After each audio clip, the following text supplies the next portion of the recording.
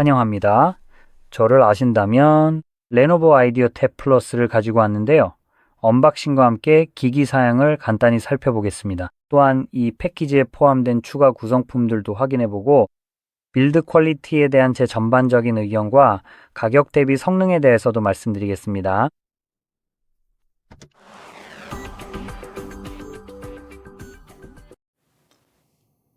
본격적으로 언박싱을 시작하기 전에 한 가지 짚고 넘어가고 싶은 게 있습니다. 저는 어떤 기업으로부터도 어떠한 형태의 협찬도 받지 않았습니다. 따라서 여기서 제가 드리는 말씀은 타인의 영향을 받지 않은 순수한 제 개인적인 의견일 뿐입니다.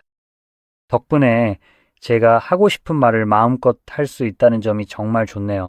제 리뷰를 싫어하는 기업이 제품을 안 줄까봐 걱정할 필요도 없으니까요. 뭐 어때요? 상관없습니다. 자, 그럼 바로 시작해보죠. 테이프를 잠깐만 좀 자를게요. 네, 이제 됐습니다.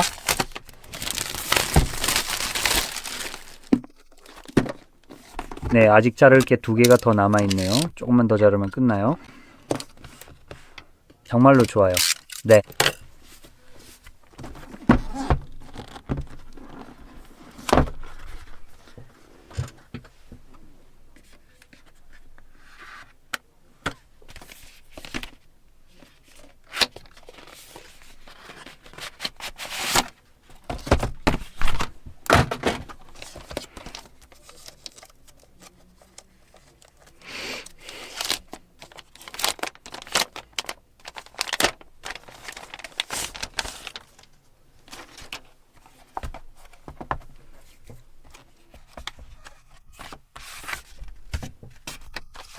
자, 여기 키보드 케이스가 하나 있네요.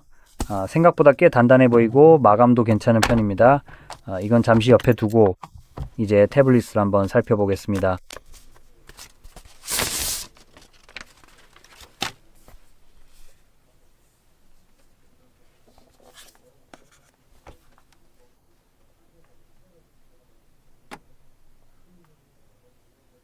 나왔네요. 이것도 일단 옆에 두겠습니다. 그리고 여기에는 펜슬 혹은 펜이 들어있는데요. 예를 들어 뭐라고 부르든지 사실 크게 상관없을 것 같아요.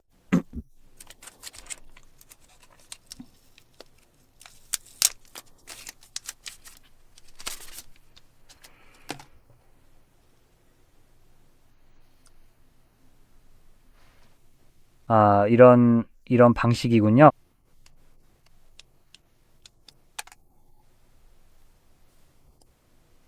그러니까 이건 트리플 A 건전지 하나가 들어가는 건가요? 어디 있죠? 이건? 잠깐 AA 배터리라는 게 있었나요? 세상에 이런 게 존재하는지도 몰랐네. 됐습니다. 와, 알겠습니다. 이거 흥미롭네요. 새로운 걸 하나 배웠네요. 여기엔 그냥 서류들이 있는데 이건 그냥 두는 게 낫겠어요. 어차피 아무도 신경 안 쓰니까요. 여기 케이블이 있는데 C타입 대 C타입인 것 같네요.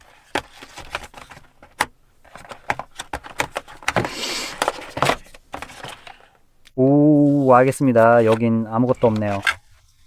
좋아요. 이건 그냥 바닥에 던져버리고 기기로 넘어가죠. 좋습니다. 그래서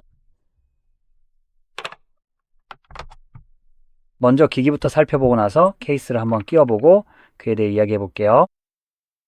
하지만 기기는 12.1인치 디스플레이를 갖추고 있고 특히 이 제품은 무광 마감 처리가 되어 있습니다. 유광 버전이 있는지는 모르겠지만 제가 지금 가지고 있는 건 이겁니다. 그리고 사실 꽤 괜찮게 마감된 무광 디스플레이예요.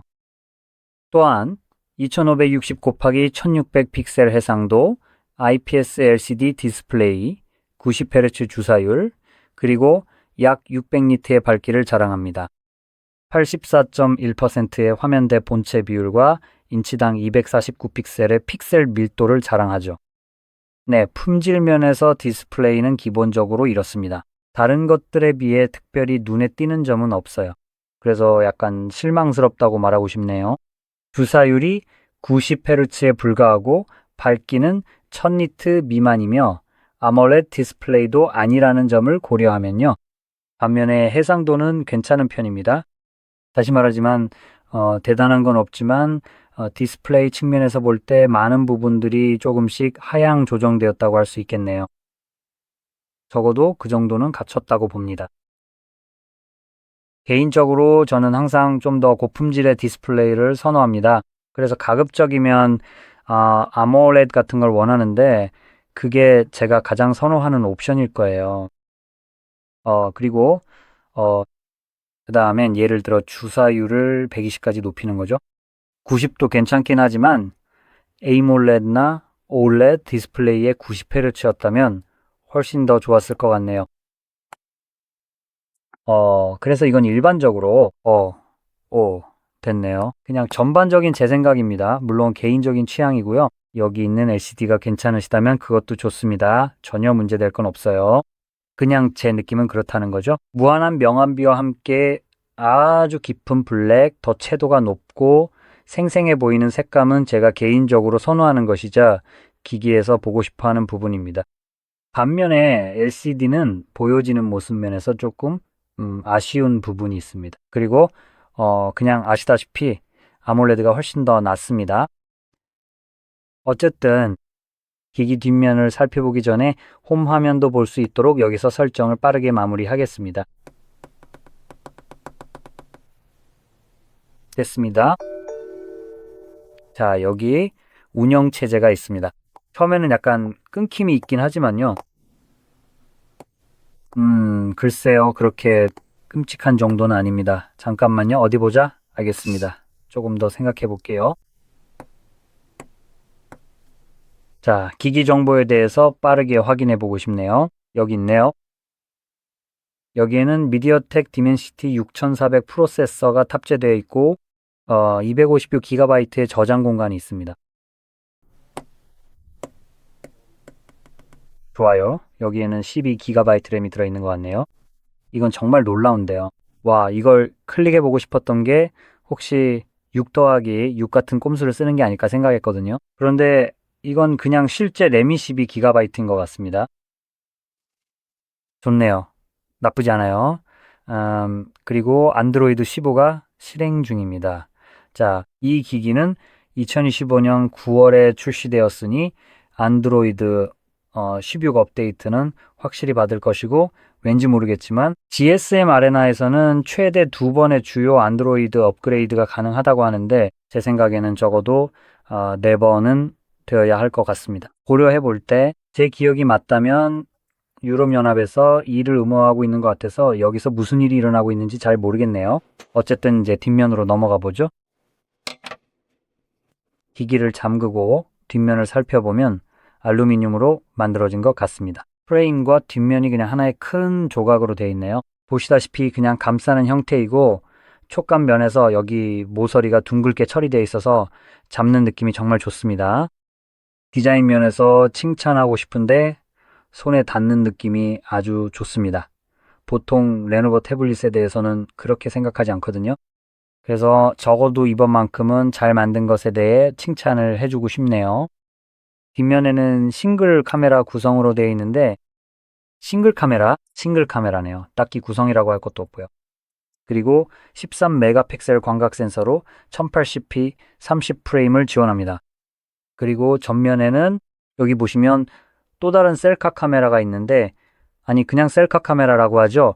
800만 화소의 1080p 30프레임 촬영도 지원합니다. 딱히 특별할 건 없네요. 여기 라우드 스피커가 있는데 이건 좀 비웃어주고 싶네요. 그러니까 여기 돌비 애트모스를 지원한다고 돼 있는데 세상에 이 형편없는 측면 스피커로 돌비 애트모스를 제대로 즐길 일은 절대 없을 겁니다. 여기 붙은 이 브랜드 로고는 모기한테 젖가슴 달린 것만큼이나 쓸모가 없어요. 그러니까 그냥 저건 신경도 쓰지 마세요. 타양표에서 이걸 보고 정말 어이가 없어서 웃음만 나오더라고요. 어쨌든 기기 내부 사양으로 넘어가 보죠. 10mAh가 넘는 배터리가 들어있는데 정확히는 10200이고 충전 속도도 45W로 꽤 준수합니다. 비교를 위해 보여드리자면 이건 삼성 S25인데 작은 모델이죠. 명색이 플래그십 기기라는데 삼성은 같은 이름의 플래그십을 똑같이 만들지는 않나 봅니다. 동일한 수준으로 말이죠. 확실히 S25 울트라보다는 훨씬 구리거든요. 어쨌든 이건 최대 25W 충전까지만 지원합니다. 가격이 3분의 1인 이 기기는 45W를 지원하는데 멍청하게도 이건 가격이 1,300달러나 하는 S25 울트라와 똑같은 충전 속도입니다. 참 대단하네요. 저가형 태블릿이 명색이 플래그십이라는 폰보다 훨씬 빠른 충전 속도를 제공한다는 게 참 대단하죠. 가격은 확실히 플래그십 수준으로 받아먹으면서 정작 한계를 뛰어넘어야 한다는 플래그십의 본질은 잊은 것 같네요. 삼성이 유일하게 밀어붙이고 있는 건 이런 쓰레기 같은 폰에 기꺼이 웃돈을 내겠다는 여러분의 인내심 뿐입니다. 뭐 그렇고요. 어쨌든 다시 이 제품으로 돌아가 보죠. 그러니까 0mAh가 넘는 배터리에 충전 속도도 괜찮고요. 램과 저장 용량에 따라 두 가지 옵션이 있습니다. 지금 제가 가진 건 상위 모델인데 사실상 최고 사양 모델입니다. 256기가 저장 용량의 12기가 램 옵션이거든요. 하지만 하위 모델로 128기가의 8기가 램 그리고 256기가의 8기가 램 모델도 있습니다. 어떤 옵션을 선택하든 본인이 정확히 무엇을 원하는지에 따라 충분히 만족스러울 겁니다. 저장 공간이 더 필요하다면 여전히 최저 사양 모델을 선택할 수도 있습니다. 왜냐하면 잠깐만요. 이 녀석을 좀 꺼내서 트레이가 어디 있더라. 여기 있네요. 그러니까 가장 용량이 작은 걸 사셔도 되는 게 이 기기는 SD카드라는 잊혀진 물건을 지원하거든요. 여기에 SD카드를 꽂으면 120GB 이상의 저장 공간을 확보할 수 있습니다.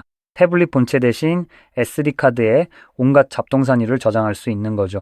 그러니 어떤 이유로든 이 기기를 원하신다면 돈을 더 쓰실 필요가 없습니다. 가장 저렴한 최하위 모델을 선택하고 싶으시다면 그렇게 하셔도 됩니다. 8GB 램이면 이미 충분히 넉넉하다라고 말씀드리고 싶네요. 최고의 경험은 아닐 수도 있지만 특히 멀티태스킹을 할 때요. 그래도 꽤 잘 버텨줄 겁니다. 확실히요. 단일 작업이나 단일 앱 작업은 문제없이 사용 가능할 것이고 128GB도 대부분의 경우 충분합니다. 여기에 예를 들어 저장 공간을 많이 차지하는 게임 같은 걸 잔뜩 깔 계획이 아니라면 말이죠.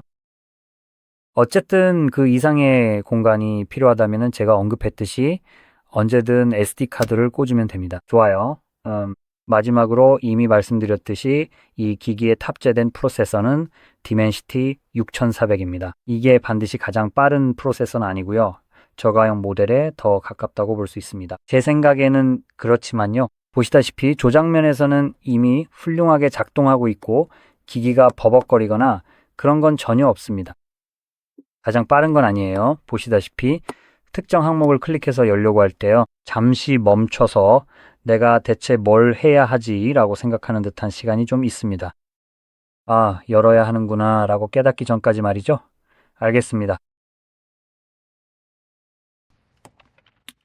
이런 프로세서를 탑재한 기기에서 예상할 수 있는 부분이죠. 제 생각엔 그렇습니다.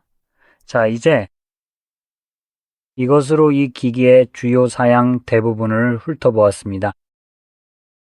그럼 이제 케이스로 넘어가 보죠. 일단 화면을 잠그고요. 잠시 옆으로 치워두고 이걸 한번 살펴봅시다. 여기 보시면 왠지 모르게 툭 튀어나온 부분이 있는데요. 이건 보시다시피 펜을 보관하기 위해 설계된 겁니다. 됐네요. 충분합니다. 그래서 보시다시피 바깥쪽이랑 약간 간섭이 생기죠. 그렇죠? 이쪽 면에서요. 반대쪽인 안쪽에도 두께감이 아주 살짝 느껴집니다. 여기 태블릿이 딱 들어맞게 안착되는 공간이 있습니다. 그 외에 이건 분리형이 아니라 본체에 영구적으로 부착되어 있습니다. 이걸 언급하는 이유는 화웨이 제품이었나요? 그들도 자기네 기기용으로 이와 아주 유사한 케이스를 만드는데요. 그건 이 부분이 키보드에서 분리되는데 자석으로 붙어 있어서 그냥 떼어낼 수 있습니다. 즉 이 기기처럼 뒷면 커버에서 태블릿 자체를 분리할 필요가 없다는 뜻이죠. 특히 키보드랑 케이스를 통째로 들고 다니고 싶지 않을 때 유용합니다. 이제 키보드에 대해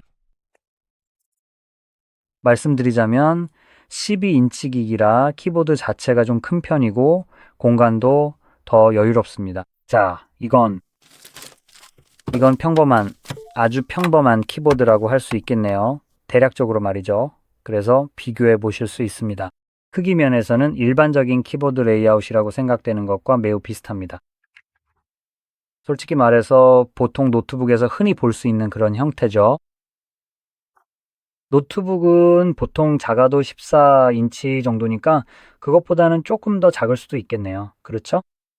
그래서 14인치 크기에서도 여전히 대부분의 공간을 차지합니다. 하지만 어쨌든 이건 이미 타이핑하기에 꽤 편안한 크기라고 확신합니다. 이 키보드에서는 손이 너무 비좁다는 느낌이 들지 않거든요. 키감 면에서는 적당한 깊이감이 있고 아마 이렇게 사용하는 게 최선의 방법은 아니겠지만요. 약간 너무 휘어지는 느낌이 있긴 하지만 이 정도면 괜찮아 보이네요. 게다가 키 사이에도 간격이 있어서 누르기가 더 수월합니다. 그리고 이건 솔직히 같은 레노버의 띵패드 노트북과 외관이나 느낌이 매우 비슷합니다.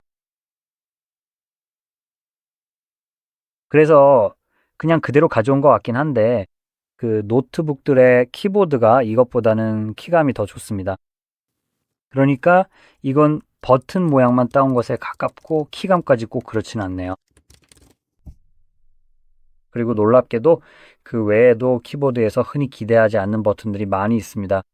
태블릿용으로 설계되었고 더 콤팩트해야 할 물건인데 말이죠. 다른 기능과 겸용이 아닌 일반적인 방향키 버튼이 있습니다. 세상에 제 키보드조차 방향키가 여기 있어서 겸용으로 쓰거든요. 오른쪽, 왼쪽, 아래, 위 이렇게요. 여기는 그냥 일반 버튼들이네요. 그러니까 위, 아래 키가 버튼 하나 공간에 두 개로 뭉쳐있는 애플 방식의 로직을 사용하고 있습니다. 엔터키가 있는데 이건 크기가 좀 작은 편입니다. 그래서 보통 기대하는 엔터 버튼만큼 크진 않습니다. 또한 딜리트 버튼도 있는데 이건 매우 놀랍네요. 그리고 마지막으로 사용한 두 앱 사이를 빠르게 전환하는 버튼도 있습니다. 꽤 깔끔하네요.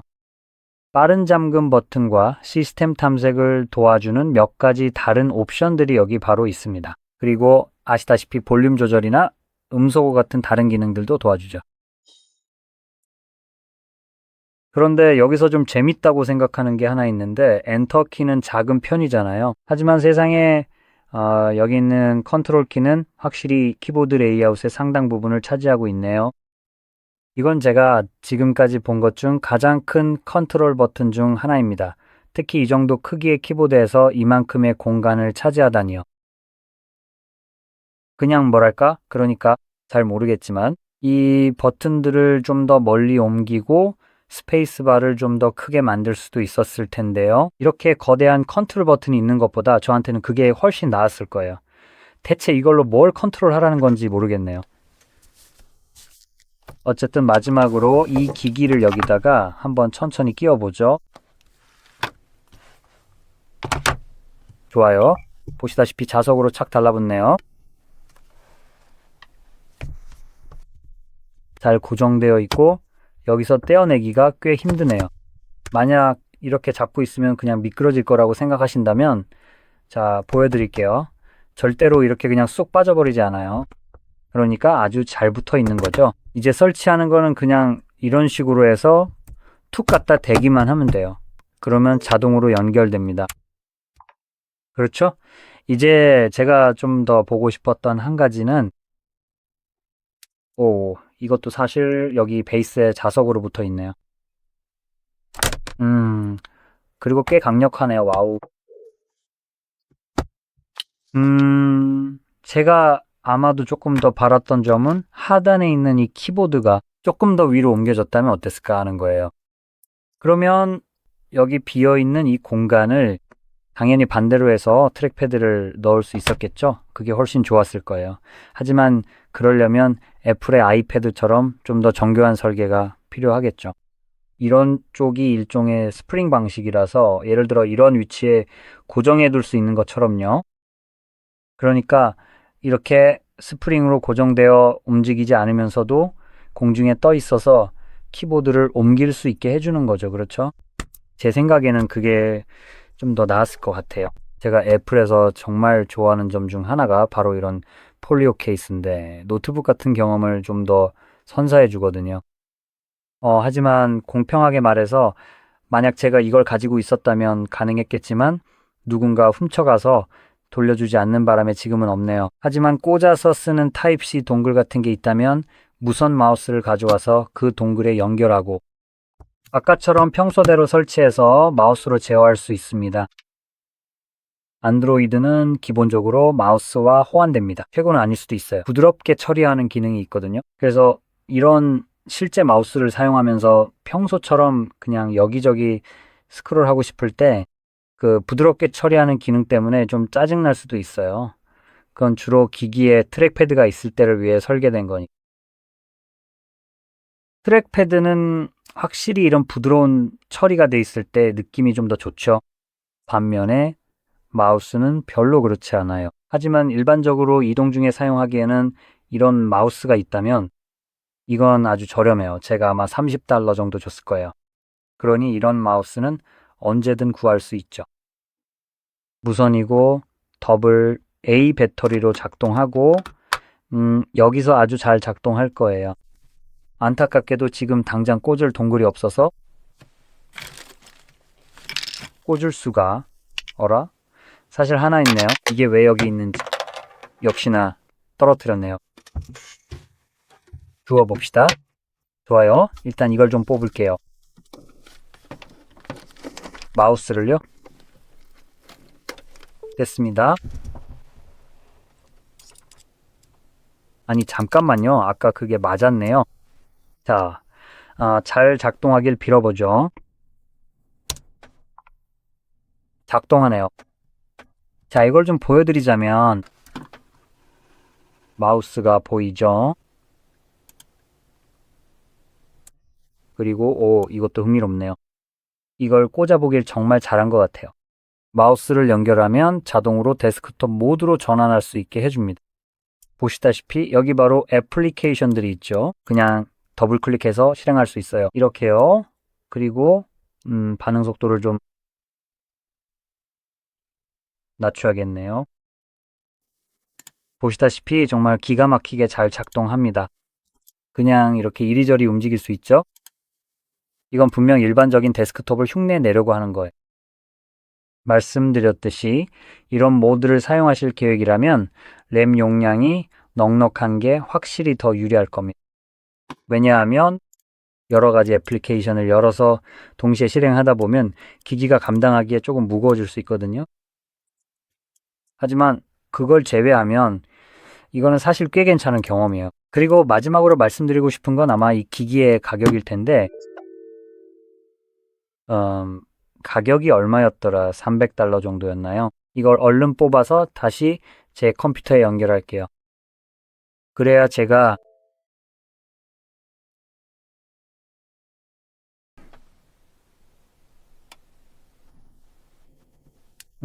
화면이 더 이상 안 나오는 것 같네요. 뷰파인더에 지금 제가 보고 있는 화면이요. 화면을 좀 만져보는 동안 잠시만 기다려 주세요. 제발 이러지 마세요. 지금은 아니에요.